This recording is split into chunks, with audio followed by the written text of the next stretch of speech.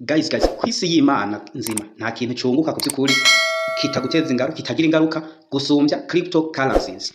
Guys, iki kintu mucyumve neza, mucyumve, nta kintu kwinosi cyunguka gusumbya gushora muri cryptocurrencies.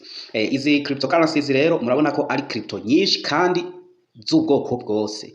Rero no bararikira gukurikirana update kugira ngo uhungukire. Guys, ntivyumvikana ko ushobora gushora ibihumbi 100 nyuma y'imisi 3 ugasanga ufise ibihumbi 200. Guys, vyambayeho. Rero ngiye kubereka ingene bimeze. Iyi crypto mubona ngaha, bayitwa Litecoin. Iyi Litecoin guys, yabayeho kubw'igitangaza. Amateka yayo nimba uyakeneye, reba video iri ngaha nyene kuri Murik'impano TV urebe amateka yayo. Guys, iyi Litecoin rero ni cryptocurrency kuvyukuri nziza yatumye mu misi 3 nunguka amafaranga amadolari yikuvye kabiri ayo nayo nashizemo. Guys, rero ku bantu batazi ingene ushobora kunguka iyi Litecoin, ndaza no kubereka ingene uyironka ku buntu atani sini utanze. Ariko reka uyu mwanya mbwire abantu bashaka gushora muri iyi Litecoin. Urabona iyi Litecoin igeze ku madolari 131. Aya guys, simakeya. Rero iyi Litecoin nafashe ibihumbi 100 ndabiguramwo ama Litecoin. Urabona aya n'ama transaction maze gukora yose, izi zose ni transaction. Urabona ko ari ama transaction menshi cyane, aho na aya yose n'ama transaction nagiye ndakora kuri Litecoin. Rero iyi Litecoin murabona yuko Litecoin iduga ku rwego rwo hejuru. Urabona yuko iriko iraduka ku rwego rwo hejuru. Uti ubigira gute kugira ngo unguke? Bisaba kuba uburi update kuri ino Murik'impano TV kugira ngo uzokwame umbona utuntu tugezweho. Ndabararikira ku muntu atarakora subscribe, nakore subscribe, akande kunzogira kugira ngo video yose tuzoza turashiraho azoze arayibona 5 kwa 5. Murabona yuko rero atakintu cyunguka gusumbya cryptocurrencies. Guys, ejo iyi noze ya iyi TRX yari ku madolari 0.24. Guys, mu masaha atarenze 12 reba iyi TRX nayo igeze ku madolari ubusa ni 0.39. Guys, ni keke kintu cyo kunguka gusumbyaho. Guys, reka renda babwire ingene ushobora kungukira ku ma cryptocurrencies. Urabona ejo kuri izi USDT narifisemo USDT 3.9, ariko mu munsi murabona yuko mfise USDT 8. Guys, utibigenda gute rero?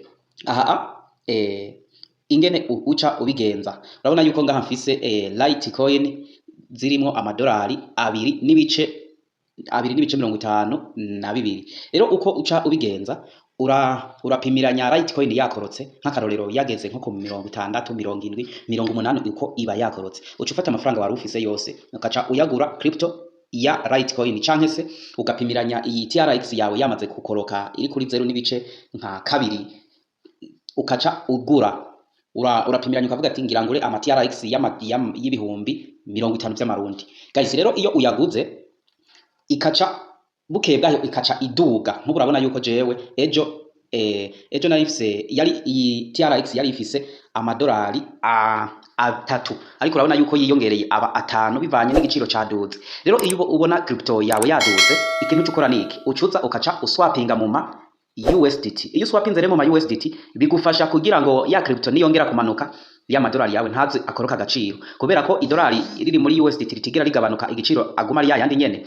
Urapimiranya neza igihe iyi crypto yongeye kumanuka igiciro, ukaca ufata ya ma USDT wari waraswapinzemo ya TRX ya mbere ukaca uyagira, ukaca usubira n'ubundi ukayaswapingamo TRX. Uti bigenda gute? Nkaha murabona yuko TRX zanje zigera muri mu madolari 5. Uti ucubigira gute? Ucuza ngaha ukacuza ngaha kuri swap. Ukaca uswapinga TRX zawe muri USDT. Iyo rero uswapinze TRX zawe muri USDT bituma cya giciro cawe kitaza gukoroka mu gihe TRX za kuba ikorotse. Rero iyo ubikoze ya madolari 5 aguma ari ya madolari 5 nyene, ntaza gukoroka igiciro. Rero guys, no basaba kugira ngo ibi bintu mu vyumve. Sasa ngiye kubereka ingene ushobora kuronka iyi Litecoin ku buntu. ego rero reka mbandanye. Uraca muri description y'iyi video urasangamo link. Umaze gusangamo link urinjira, umaze kwinjira urakora konte. Gukora konte naho ni gushiramo email yawe hamwe na password, nta kindi. Iyo umaze rero kuverifya email yawe baca baguha ama Litecoin arimwo amadolari 10. Uti bigenda gute?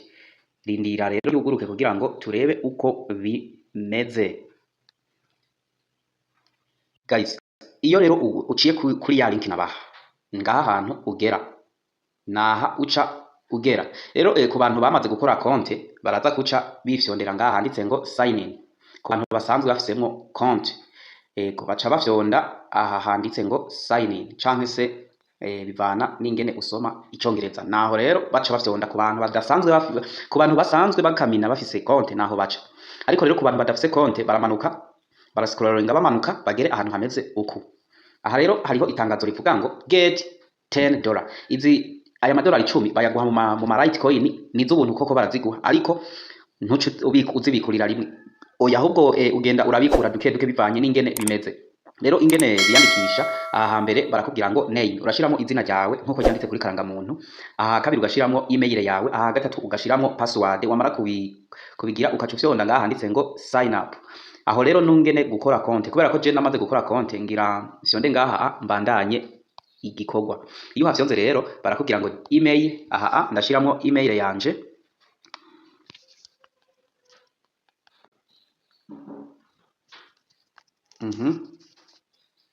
Wait. Aha rero ndashiramo email yanje.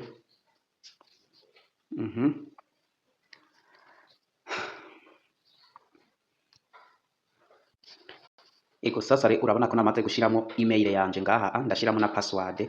Aha ncafyonda ngaha handitse ngo sign in.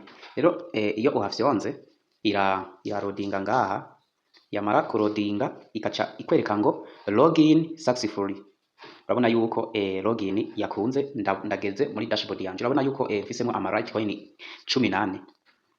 Ego rero uko ubigenza ngiye kubereka ngaha barakwereka ngo Litecoin mina vision 1.1. Urabona ngaha ni ku buntu ingene ushobora gushoramo rero. Aha urabona batubwira ngo kubera ko iyi VIP ariyo ndiko narishe Litecoin 0,01, ariko urabona yuko bagize update baragabanya igiciro, ubu bagize 0,05. Ego urabona rero iyi ya kabiri nayo uriha Litecoin 0.5. 0.5 rero harimo ama Litecoin ama USDT angana. Reka turebe USDT zirimwo ingene zingana kugira ngo wemererwe kuza urarotira inshuro zibiri. Harimo ama USDT 65. Rero iyo ufise aya ma USDT 65 guys uca wactiva iyo noza kugira ngo uzoze urironkera ayo ma Litecoin 0,1 Litecoin buri munsi kandi ukarotira inshuro zitatu dans 24 heures. Rero urabona yuko iyi ari ya VIP ya kangahe, aho uriha imwe Litecoin imwe, hama ukaca uzuraronka 0,2 Litecoin buri munsi kandi ukarotira inshuro zitatu. Iyi VIP ya gatatu rero uriha ama Litecoin 2 nta minimum yo kurotira, ariko icitonderwa ngaha hariho akantu kanditse ngo 10% off. Nk'akarorero aha mfiseko 0,14 bisigure ko ninatanga zirya Litecoin zibiri ntibazonyemera kurotira izi zose, ahubwo bazokurako 10% zizi nizo bazosigarana. 10% zizi rero ni Litecoin imwe n'ibice ngira nka 30. Ugwijije cyo bibona. Aha rero byumvikane nshizemo Litecoin zibiri ko nshobora kurotira ama Litecoin 13 n'ibice byinshi. Urumva yuko aka kantu gakora neza. Utibarotira gute? Urabanza ugakopya link canke se wallet address ukuye muri MetaMask canke ucuja muri Trust Wallet canke se MetaMask canke se Tokenkeeper. Hano hose ushobora gusanga Litecoin ukaca ugenda gukopya wallet address ya Litecoin. Jewe reka nkoreshe Trust Wallet. Rero ukinjira muri Trust Wallet ucureba ahantu handitse ijya Litecoin ukaca ukopya link. Aha ndabibuze ko ngiye kubereka ingene barotira muri aka kantu n'ingene bimeze. Rero kurotira bica bivana na VIP ugezemwo kugira ngo umenye ivyo urotira. Rero ngaho urabona yuko bansaba nozeya passcode ndayishiramwo, maze kuyishiramwo Trust Wallet iraza kuguruka. Yugurutse rero nca mfyonda ngaha handitse ngo Litecoin, maze kuhafyonda nca nza ngaha handitse ngo receive, nkaca mfyonda kuri receive, nkaca mfyonda kuri copy address, nkaca mvayo nkaca nsubira muri ya platform yacu. Maze gushikayo wait, sawa. Maze gushikayo rero nca handitse ngo withdraw.